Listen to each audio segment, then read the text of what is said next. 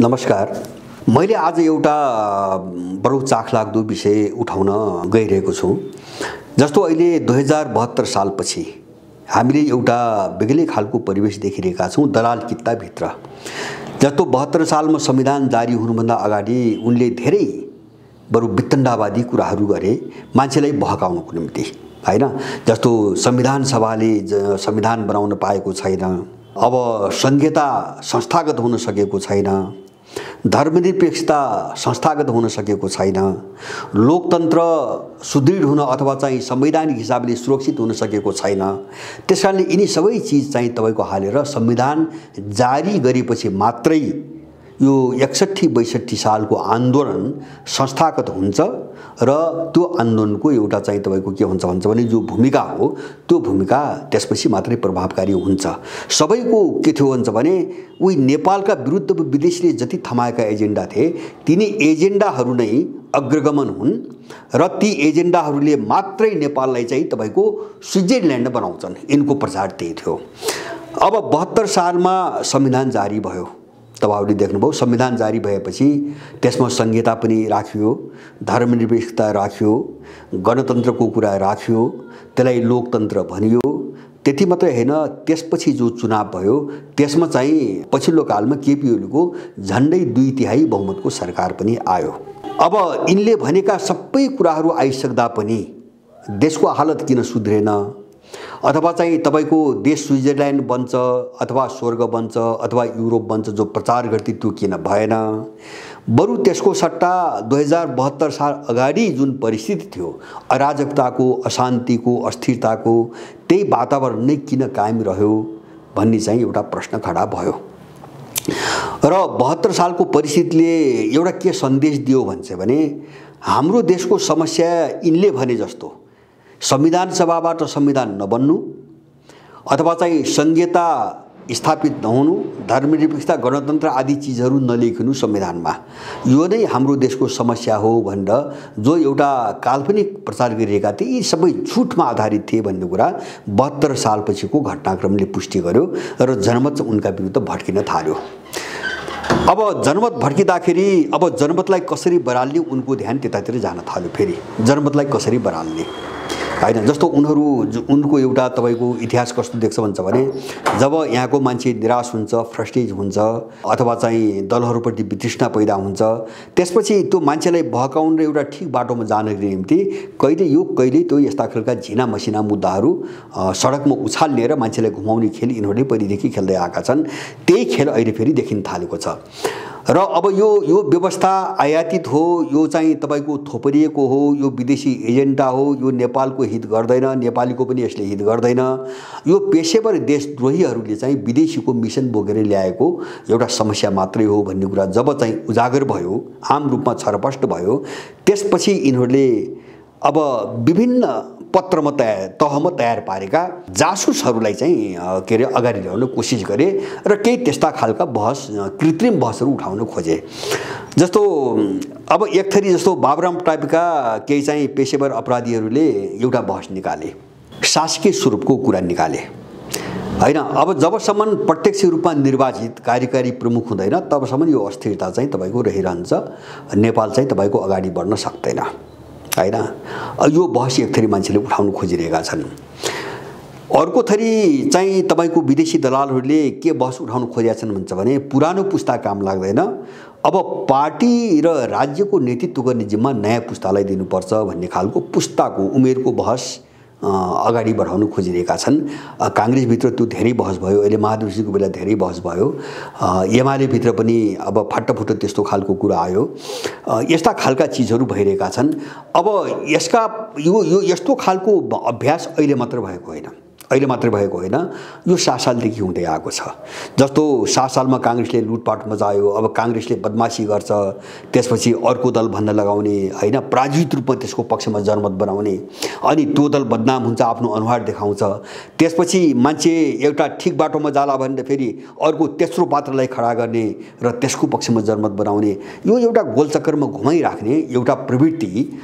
त्यो एउटा शैली साम्राज्यवादको पहिलेदेखि नेपालमा छ। र मैले सरस्वती नेपालमा 3 खालका यसरी मान्छेलाई गुमराहमा पार्ने 3 खालका प्रयोगहरू देख्छु। जस्तो एउटा प्रयोग कस्तो छ भन्छ भने जब तपाईको व्यवस्था संसदीय व्यवस्था वा यो पश्चिमा व्यवस्था प्रणाली भनौँ छ अझ राम्रो जब यो बदनाम हुन्छ यो नेपाल विरोधी र नेपाली विरोधी हो भनी जब चाहिँ साबित हुन्छ त्यसपछि उनले के गर्छन् भन्छ भने कुनै पात्र खडा गर्छन् क्रिएट खडा गर्छन् आन्दोलन भन्छन् हैन त्यसपछि चाहिँ अनि चाहिँ एउटा परिवर्तनको नाटक हुन्छ र त्यो नाटकपछि त्यो शासन प्रणालीको नाम बदल्न लगाउँछन् र शासक पात्रहरू परिवर्तन गर्न लगाउँछन् जस्तो 7 सालमा उनले मोहन शमशेरसँग चाहिँ मिलाएर चाहिँ कांग्रेसलाई मिलाएर त्यसलाई जे नाम दिए त्यसको नाम थियो प्रजातन्त्र अब त्यो कुख्यात भयो कांग्रेसको कारणले उसको लुटपाट उसको देशद्रोहको कारणले त्यो प्रजातन्त्र भनी शब्दै कुख्यात भयो कुख्यात मात्र भएन कि 7 सालमा नेपालमा एउटा नयाँ झार आयो रे एउटा नयाँ एउटा काँडे झार आयो त्यो झारको नाम नै कांग्रेसी झार रह्यो हैन असाध्य सताउने झार त्यो चाहिँ तपाईको चेप्ट्यो भने छुटिँदै नछुट्ने निकाल्नै गाह्रो कांग्रेस भनेकै त्यस्तै पीडा हो हैन त्यस्तै चेप्टिने पीडा हो यो नेपालीको निम्ति पीडा हो यो नेपालको निम्ति पीडा हो भन्ने अर्थमा त्यो झारको नामै कांग्रेसी झार राखे अब हामीले कांग्रेसी झार भन्ने चिन्थ्यौं सानो हुँदाखेरि अनि त्यो बदनाम शब्दलाई फेरि चाहिँ दोहोर्याउन नचाहेर यिनीहरूले त्यही चीजलाई 46 सालमा बहुदलीय प्रजातन्त्र भने हैन बहुदलीय फुलबुट्टा भरे हैन प्रजातन्त्र भने अनि त्यही चीजलाई सारतत्व त्यही छ अन्तर्वस्तु त्यही छ हैन तपाईको अब राज्यलाई सञ्चालन गर्ने विचारदेखि लिएर सारा चीजहरू त्यही छन् मूल्य मान्यता तिरै छन् 63 सालपछि पनि त्यही चीजलाई लोकतन्त्रको एउटा चाहिँ खोल ओढाइयो र बाँकी यथावत चीज राखेर अगाडि बढाइयो यो एउटा प्रयोग हो विदेशीहरूको प्रयोग हो मैले भन्न खोजेको जब उनीहरूमाथि सङ्कट आइपुग्छ अथवा चाहिँ अगाडि बढ्ने उनको रणनीतिका अगाडि जब गत्यावरोध आउँछ उनीहरूले शासन प्रणालीको नाम बदल्ने र शासन गर्ने पात्रहरूको हेराफेरी गर्ने गर्दै आएका छन् यो एउटा तरिका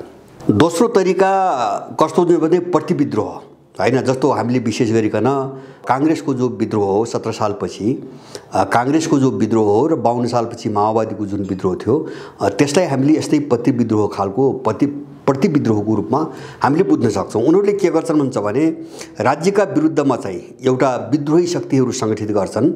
र त्यसलाई एउटा आम मान्छेको धारणा बनाउन कोसिस गर्छन्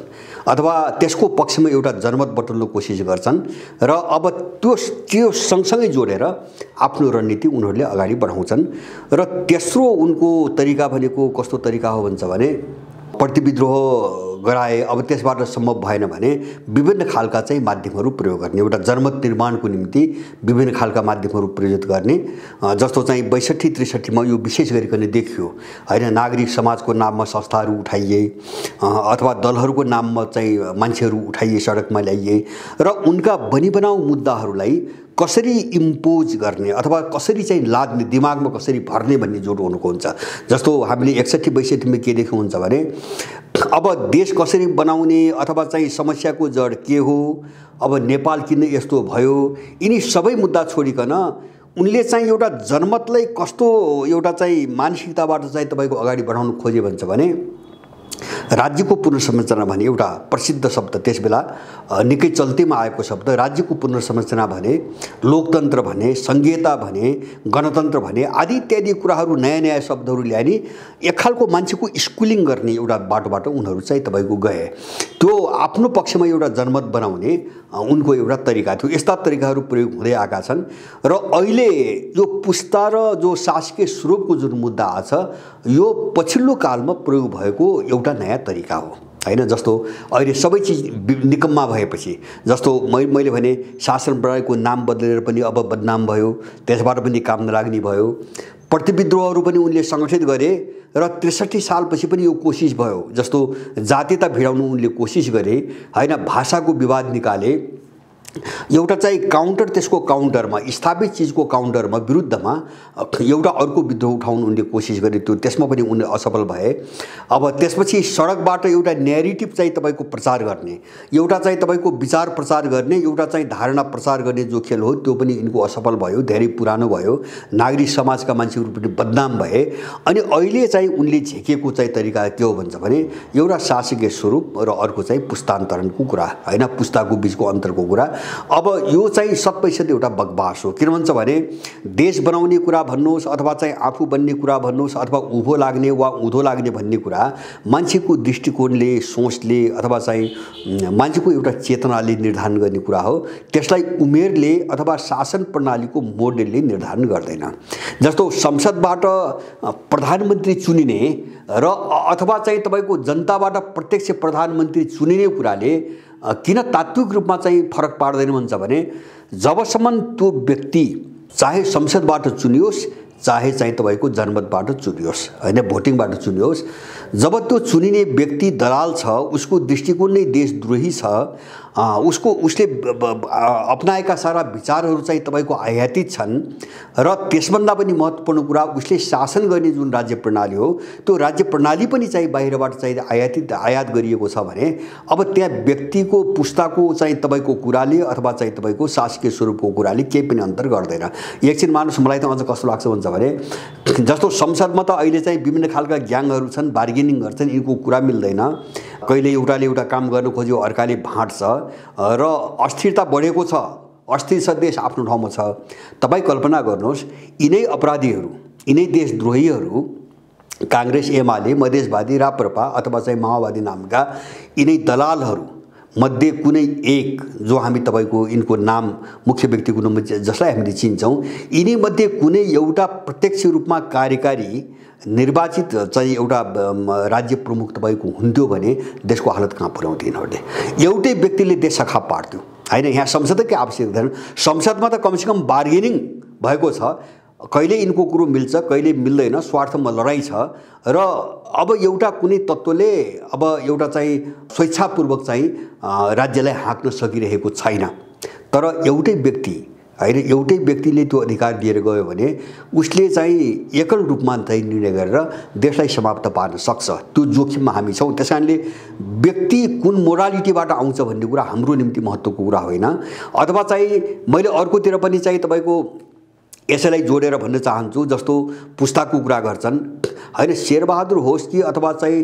त्योभन्दा मुनिको दोस्रो पुस्ता होस् कि तेस्रो पुस्ता होस्, त्यही विदेशीले स्कुलिङ गरेको पुस्ता हो, त्यसैको सुराकी गर्ने पुस्ता हो, त्यसैको दलाल चाहिँ तपाईको कित्ता हो भनेपछि त्यो पुरानो र नयाँ गएर चाहिँ केही पनि फरक पार्दैन। किनभने उसको सोच उही हो, उसको चिन्तन उही हो, उसको समर्पण त्यही हो, उसको देशद्रोही भावना त्यही हो। त्यसकारण यस्ता वाहियात बहसमा हामी फस्नु हुँदैन हैन। हामी जाने कहाँ हो त भन्छ भने चिन्तन प्रणाली कस्तो, हाम्रो विचार प्रणाली कस्तो हो हुनुपर्ने हो, हाम्रो चिन्तन प्रणाली कस्तो हुनुपर्ने हो, हाम्रो राज्य प्रणाली कस्तो हुनुपर्ने हो, हामी जाने बहसमा यहाँ हो। त्यसकारणले गर्दाखेरि यति बेलाको तपाईको बहसको चाहिँ मुख्य महत्त्व नै कहाँ छ भन्छ भने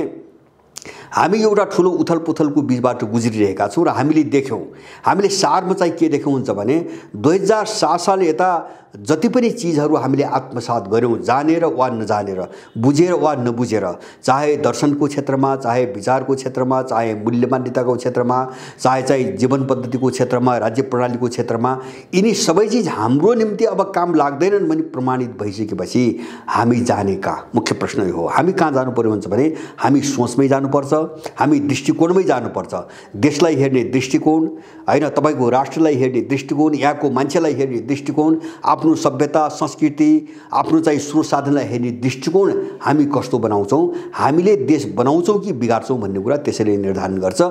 अब यो विचारको पाटोलाई छोडिकन हामी अन्यत्र बहकिनु हुँदैन। यो चाहिँ दलालहरूको यो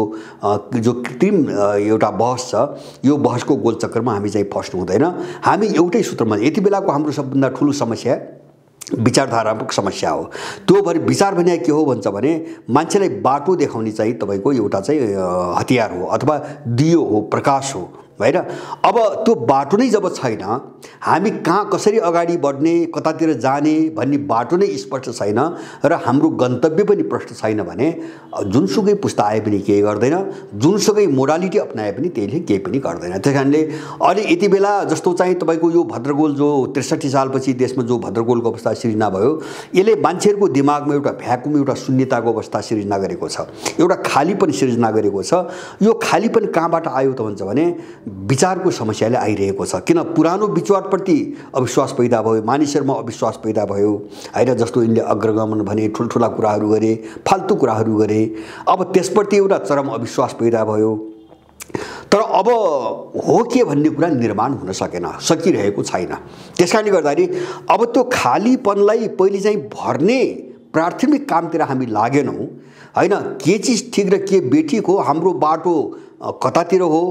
र हाम्रो गन्तव्य कहाँ हो भन्ने कुरामा हामी प्रष्ट भएनौँ भने हामी एउटा निकास पाउँदैनौँ र उनले जसरी एउटा चक्रव्यूहमा हामीले घुमाएर चाहिँ खेलाइरहेका छन् नि, हामी त्यसको शिकार भइरहन्छौँ। हामी यस्ता खालका मुद्दामा अत्यन्तै स्पष्ट हुन जरुरी मात्रै होइन कि कठोर रूपले यस्ता बहसहरूका विरुद्धमा कठोर रूपले प्रस्तुत हुनुपर्दछ भन्ने चाहिँ मलाई लाग्छ। यो दिशातिर मलाई लाग्छ धेरै नेपालीहरूले सोचेका पनि छन्, बुझेका पनि छन् र अहिले मान्छेलाई चाहिँ हिजो जति सरलतापूर्वक तपाईको घुमाउन सके उनीहरूले अथवा प्रयोग गर्न सके त्यो सम्भव त मैले देख्दिनँ। तर पनि मान्छे हो, एउटा भावनामा उत्तेजनामा आउँछ र एउटा अलिकति गहिरो मिसन, गहिरो छलफल भन्दा अलिकति चाहिँ तपाईको कस्तो हुन्छ भने ताता खालका चाहिँ घटनाहरू, उत्तेजनात्मक घटनाहरू, भावुक घटनाहरूमा मान्छे धेरै बग्छ। अब अन्यास एउटा गल्ती कमजोरीले गर्दाखेरि